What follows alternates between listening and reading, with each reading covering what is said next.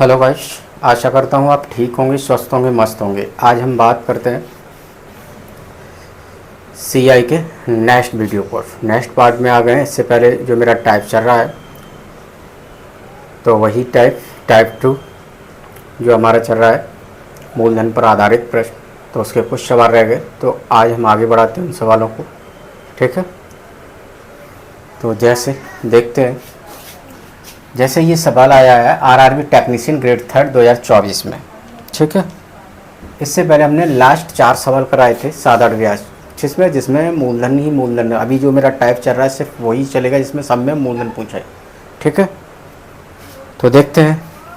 अब देखो, ये क्वेश्चन कुछ इस तरीक़ा से पूछा है कि 16% वार्षिक ब्याज की दर पर। दर कितनी है? 16% है। कितना? 3 वर्ष में कितनी धनराशि? तो इसमें क्या पूछ रहा है? मूलधन पूछ रहा है। 960 रुपया क्या दर रखा है? साधारण ब्याज, ठीक है। तो अतः हमें इसमें क्या मूलधन पूछ रहा है, तो या तो हम फॉर्मूला लगा रहे हैं। यहाँ से हम क्या है, देखो 2 तरीक़ा से। 180 लीटर 16% डिवाइड 4/25 और कितने का? 3 वर्ष में। 3 का जो समय होता है इसमें गुणा कर दो। तो अतः 4 12/25 ये हमारा क्या है? मूलधन होता बताया था। और ये हमारी क्या होती है? ब्याज। अब सवाल में क्या दे रखा है? ब्याज दे रखा है। कितना दे रखा है? 960, इसलिए 12 बराबर 960। ये बात समझ में आ गई। तो 12 अट्ठे 96, तो 1 बराबर 80, ठीक है। अब हमें पूछ क्या रहा है? मूलधन। मूलधन हमारा क्या है? 25 यूनिट, इसलिए P बराबर 25 गुणा 80। 25 अट्ठे 200 और 1 0। कौन सा ऑप्शन है?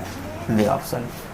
तो सादा क्वेश्चन है, ठीक है। अगर चाहते तो तुम इसमें फॉर्मूला भी अप्लाई कर सकते थे, PTR/100। मूलधन कितना है? साधारण ब्याज 960। मूलधन निकालना है। समय कितना दे रखा है? 3 वर्ष। दर कितनी है? 16/100, ठीक है। 4 चक 16, 4 से 25 काट दो, 4 तिया 12, 12 अट्ठे 96 80 बार और 25 अट्ठे 200, तब भी निकल आएगा। तो ये बात समझ में आ गई। तो वीडियो को लाइक कीजिए और जिसने चैनल सब्सक्राइब नहीं किया है वो चैनल को सब्सक्राइब कर ले। और जिसे ये चीज़ समझ में नहीं आ रही है तो कृपया साधारण ब्याज से जो मैंने शुरुआत से बेसिक बताया है तो उसको अवश्य देखें, सब कुछ समझ में आएगा। जैसे कि ये सवाल देखते हैं, आरआरबी एएलपी 2024 में ये पूछा गया है और अच्छा सवाल है। इस तरह के अक्सर सवाल पूछा जाता है, इंपोर्टेंट सवाल, ठीक है। सभी एग्जाम हो चाहे कोई भी ले लो। देखो इस तरह के पहले सवाल समझ लो। ये सवाल क्या है कि जैसे कोई रुपया होता है तो उस रुपये को 3 बार में अलग अलग दर पर उधार हम देते हैं। मतलब कुछ धन दे दिया मानो 5% से, और बाकी कुछ धन दे दिया मैंने 4% से, और जो शेष बचा उसे मानो मैंने 7% से दे दिया, ठीक है। तो जब भी इस तरह के सवाल आ जाए तो तोड़ के, यानी मूलधन को अलग इंटरेस्ट देना है, ठीक है। तो इस तरह के सवाल में कुछ नहीं है, बस इस तरह के जब भी ये भाग दे रखे, जैसे ये देखो सवाल है कि इसमें जो मूलधन है वो कितना अनुपात में दे रखा है, यानी 1/3 और 1/4। तो इन दोनों को हमेशा ध्यान रखना है। इनका क्या निकाल लो? एलसीएम। 3 और 4 का एलसीएम कितना हो गया? 12। ये 12 क्या आ गया? हमने मान लिया मूलधन कितना है? 12 यूनिट में है। ये किस में है? 12 यूनिट। तो एलसीएम ले लिया, कितना आ गया? 12। तो हमने मान लिया 12 रुपये थे, वो 12 रुपये को 1/3 और 1/4 के अनुपात में बांटा गया मूलधन, ठीक है। और जो शेष धन है वो 10% पे क्या रहा है? 10% है। अब देखो जैसा वो कहता जा रहा है बस वैसे ही करते जाओ। तो अतः हम जानते हैं ऐसा ही बराबर क्या होता है। देखो जो पहला मूलधन उसने दिया 1/3, तो कितने में से 1/3 दिया है? 12 में से। तो 3 चौक 12, तो 4 कितनी दर पर? 7% प्लस अब जो बाकी धन है वो कितना है? दूसरा 1/4। तो 12 का 1/4 निकाल लो, 4 तिया 12, तो 3 कितनी दर पर? 1/4 8%, तो इसमें 8 का गुणा कर दो प्लस शेष। अब ये बताओ 4 और 3 7, 7 रुपया दे चुका है, कितने में से 12 में से, तो कितना बचा 5 रुपये। ठीक है, यानी 5 यूनिट बचा धन। कितनी दर पर दिया है 10%, इसमें 10 का मल्टीप्लाई और अपॉन 100, बस इसे सॉल्व करते चले जाओ। ठीक है, तो इसे जब सॉल्व करेंगे, देखो 2 का भाग सब में जा रहा है, देखो ऊपर से 2 से ये कट जाएंगे, 2 दूनी 4, 2 चौक 8, 2 पंजे 10 और 2 से ये 50 बार। बात समझ में आ गई? और कुछ?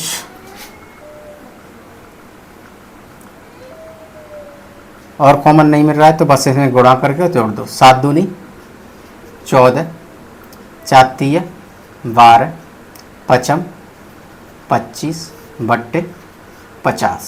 ठीक है, 12 दूनी 24 और 2 26, 26 और 25 51 बट्टे 50।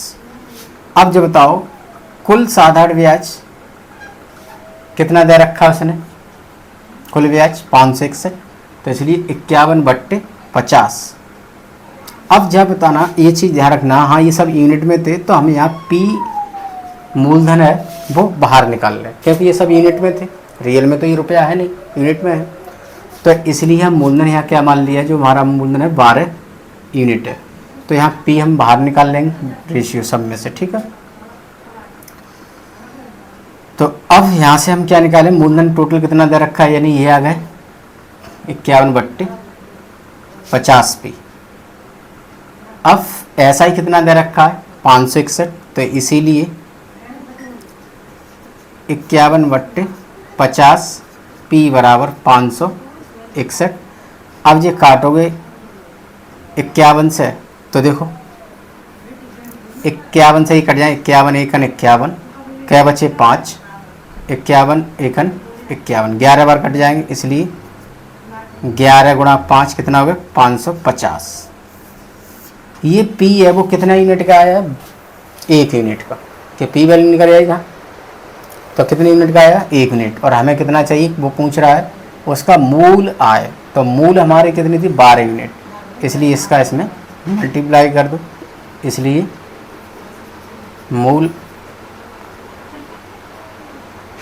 आय बराबर 12 गुणा 550, तो 0 12 पंजे 60 और 6 66, तो कौन सा ऑप्शन है जी। ठीक है, तो इस तरह के कभी भी क्वेश्चन आ जाए तो सरल है, तो हमेशा ऐसे करना। ठीक है, तो ये सॉल्यूशन फर्स्ट है, तो सबसे अच्छा सारी तरीका यही है। ठीक है, इस तरह के सवाल करने का जल्दी हो जाएगा, क्योंकि बाकी ये सारी चीज़ें क्या है माइंड में करनी है। ठीक, अब देखें जैसे कि नेक्स्ट सवाल ये रहा, आरआरबी एनटीपीसी 2022 में पूछा गया सवाल है और बहुत बढ़िया सवाल है। ठीक है, और लेकिन सवाल केवल अगर इसे चाहो तो पलक झपकते ही सॉल्व कर सकते हो, बस समझ में आ जाए।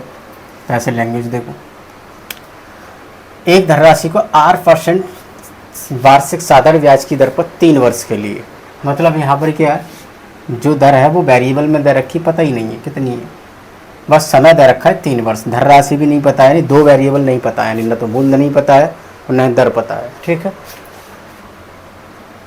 निवेशित किया गया। अब फिर ये कह रहा है यदि ब्याज की दर r + 2%, मतलब पहले जो r% को उसने धन दिया था उसमें 2% और उसने बढ़ा दिया। ठीक है, तो उस पर ब्याज 84 रुपये अधिक प्राप्त होता। ठीक है, तो निवेशित धनराशि कितनी है, तो देखो सवाल में कुछ नहीं है, आंसर तो जाकर केवल पलक झपकते ही आंसर होना चाहिए। देखो सबसे पहले फास्ट सॉल्यूशन, उसके बाद अगर ये न जिससे समझ में आता है, ठीक है, शॉर्ट ट्रिक, लेकिन मैं हमेशा वही सॉल्यूशन बताते हैं जो तुम्हारे लिए अच्छा है एग्जाम हॉल में।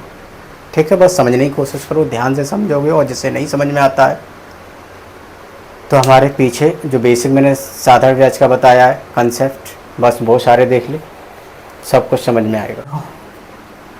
जब बताओ यहाँ समय दे रखा है, अब यहाँ पहले दर कितनी थी 8%, तो यहाँ कितनी उसने अधिक की है 2% ही तो अधिक की है, इस अधिक की वजह से ही तो उसे 84 रुपये अधिक प्राप्त हुआ है ब्याज। अगर न ये बढ़ाता 2 रुपये, न ये 84 रुपये उसे मिलते। बात समझ में आ गई। तो ये कुल उसे ब्याज कितना मिला? 84। तो यहाँ कुल दर परसेंट कितनी हो जाएगी? 3 वर्ष जेद और 2, 3 दूनी 6%। तो 6% बराबर, तो यहाँ चाहो तो लिख लो, चूंकि कुल दर प्रतिशत बराबर 3 गुणा 2 बराबर 6%। ठीक है। और यहाँ कितना है? 84। तो इसीलिए 6% बराबर, भाई कुल ब्याज कितनी बढ़ी? 6% बढ़ जाएगी। और यहाँ कितनी बता रहा है? 84।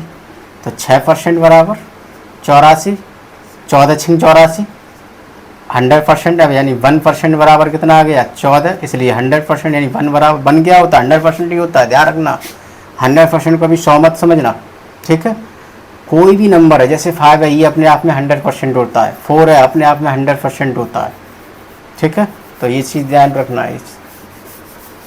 तो 1 बराबर, तो यहाँ से परसेंट चाह रहा है तो याद रहे 2 0 चिपक जाएंगे। बस यही मेरा आंसर। तो कौन सा ऑप्शन है? सी, 1400। तो मूलधन कितना था? 1400 रुपये। तो बात समझ में आ गई। तो अगर वीडियो पसंद आई हो तो वीडियो को लाइक कीजिए, चैनल सब्सक्राइब कीजिए। ऐसे ही हम सवाल लाते रहेंगे। ठीक है। और हम कभी बोत में सवाल नहीं बताएंगे जो तुम्हारे लेवल के ना हो। हम वही सवाल बता रहे प्रीवियस PYQ जितने भी रेलवे में पूछे गए वही सवाल। स्पेशली ये जो क्लास है वो रेलवे वालों के लिए। और ध्यान रखना, रेलवे के साथ साथ रेलवे और SSC के लगभग सेम ही क्वेश्चन होते हैं। रेलवे क्वेश्चन SSC में रखे जाते हैं और SSC क्वेश्चन रेलवे में कभी, बस यही चलता रहता है। तो ये SSC के लिए।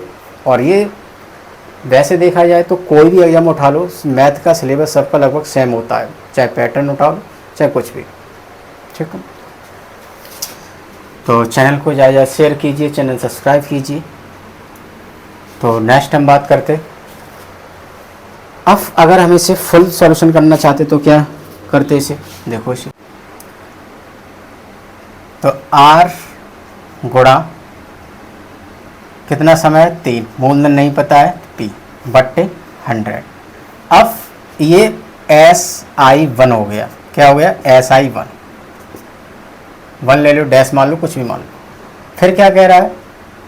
अगर वही मूलधन, अब SI2, अगर दर 2% और एक्स्ट्रा कर देते, यानी R+2 इंटू समय वही रहता और मूलधन भी वही, तो जो ब्याज है तो कितना अधिक होती?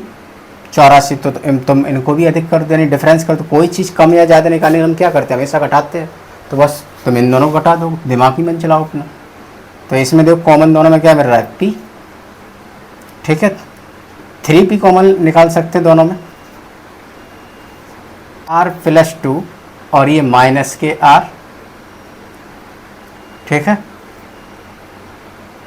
और divide by 100, minus plus cut गए, 3 दूनी 6P बट्टे 100। अब अंतर कितना अधिक बता रहा था? 84।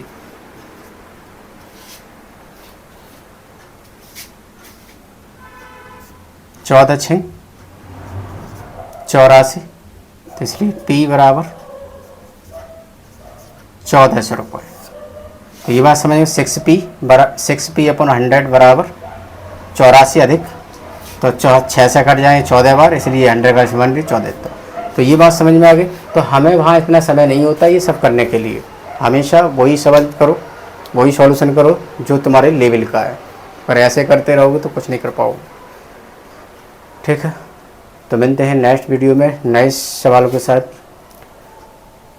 और यहाँ लाइट चली गई है, वो वीडियो को यहीं रोकते हैं।